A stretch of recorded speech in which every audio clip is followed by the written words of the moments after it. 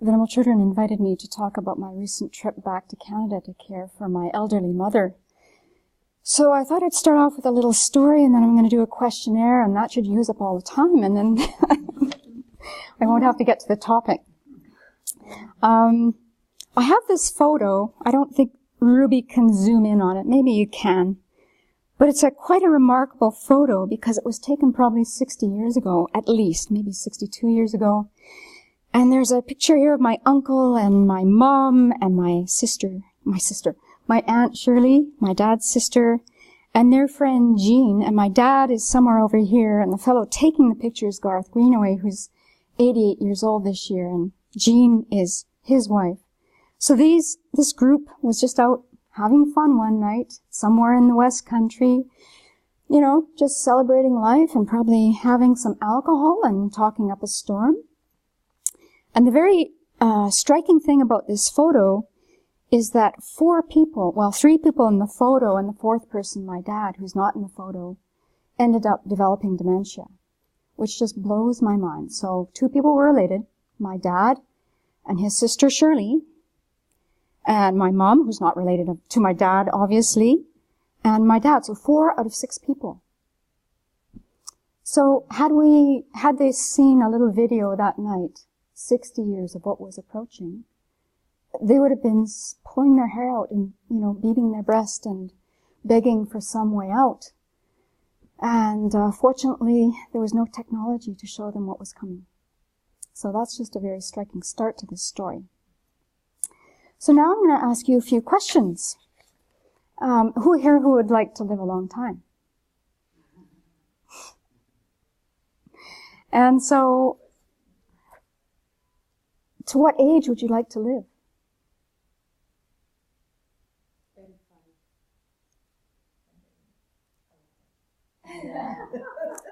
111.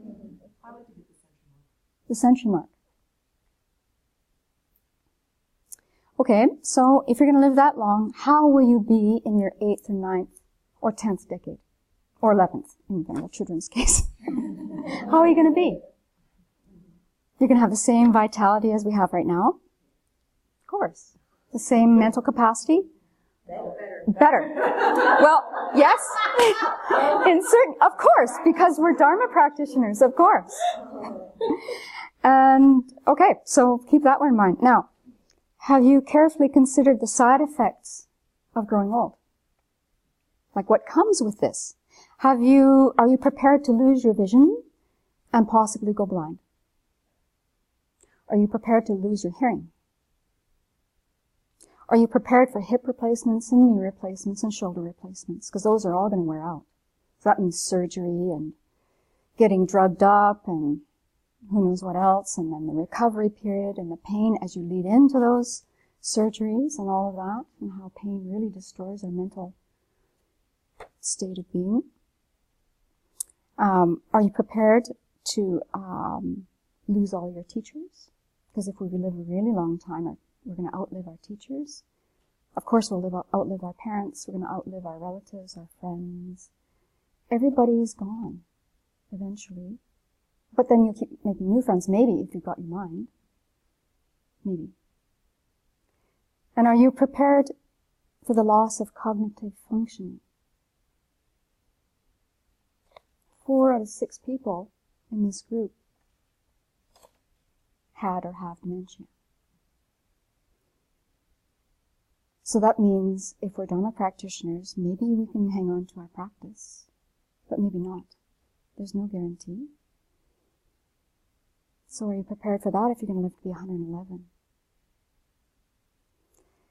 And then, are you prepared to lose all of your independence?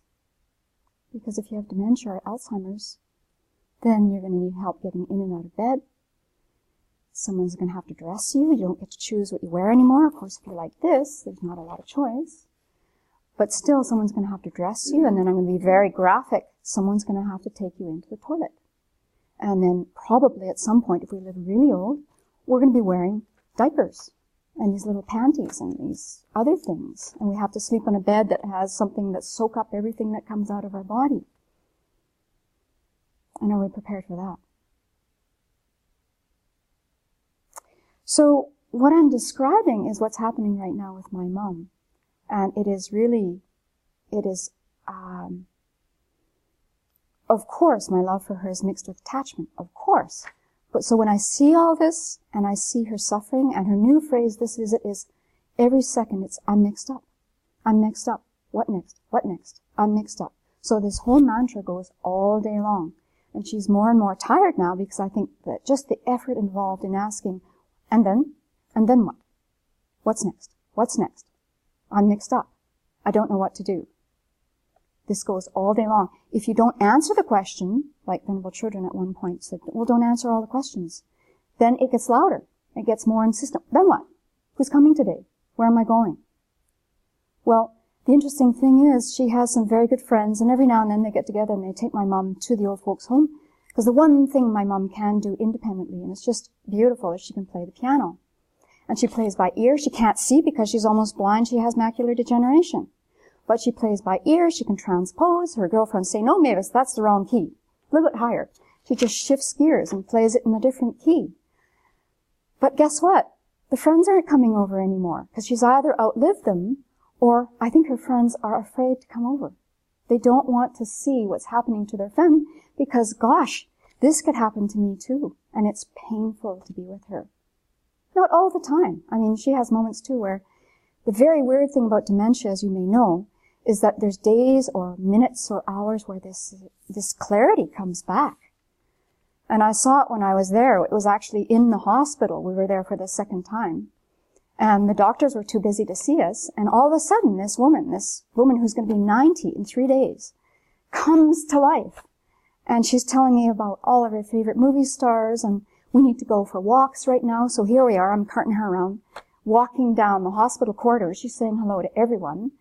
And she has this just revved up energy. Of course, the next day she was just flattened and just a mess. But these moments of brilliance come. But what's very painful to see is she knows that her mind isn't working. And that brings her great, great grief. And of course, for any family member connected, because we're attached, of course, this is just brutally painful to see that someone knows that things aren't working. So, it's a very good lesson in revving up my own renunciation, because when I look at my mum, I can see me. And if I had never met the Dharma, I would be praying to God, if I could remember, for release from this. So right now she will pray to the Blessed Virgin Mary, sometimes on her own. She sometimes remembers, but often not. So we prompt her to do that, and we prompt her, or I prompt her, to include all sentient beings who are suffering like she is to make these prayers. But she's been a Catholic all her life. She can't bring her practice in now when it's most critical. So playing the piano gives her relief from this hell realm that she's in. And it's a hell realm. It is a total hell realm. And so I think if you have the opportunity to be with a relative, because we're all going to know someone who gets this, and we may get it, the point of all this right now is we've got to practice like crazy right now. It's occurred to me, reading that article about Angelina Jolie, that I should go for genetic testing. Both of my parents developed dementia. What good would that do in the end? I mean, still I should be practicing like crazy. So, genetic testing or not, I can't get I guess I could go for a lobotomy, but that wouldn't really help my situation. So I think to know that here's a statistic for all of us right here, right now. And this is a 2012 statistic. Across the globe, more than 35 million people are living with dementia. According to recent World Health Organization estimates, this number is expected to more than triple to reach 115 million by 2050 in the wake of the world population aging. So another thing to consider is, who's going to look after us? Who's going to look after you, me? And are you prepared to have complete strangers change you every day, which is happening with my mum, and it makes her crazy, and so all day long she says, I'm embarrassed, I'm so embarrassed. I'm embarrassed you're doing this for me. So it's a brutal way to go out of this world, I know there's worse ways of dying, but I think this is at the top of the list. So, our job is to practice so that when we become fully awakened, we can lead all of these beings out of this suffering state.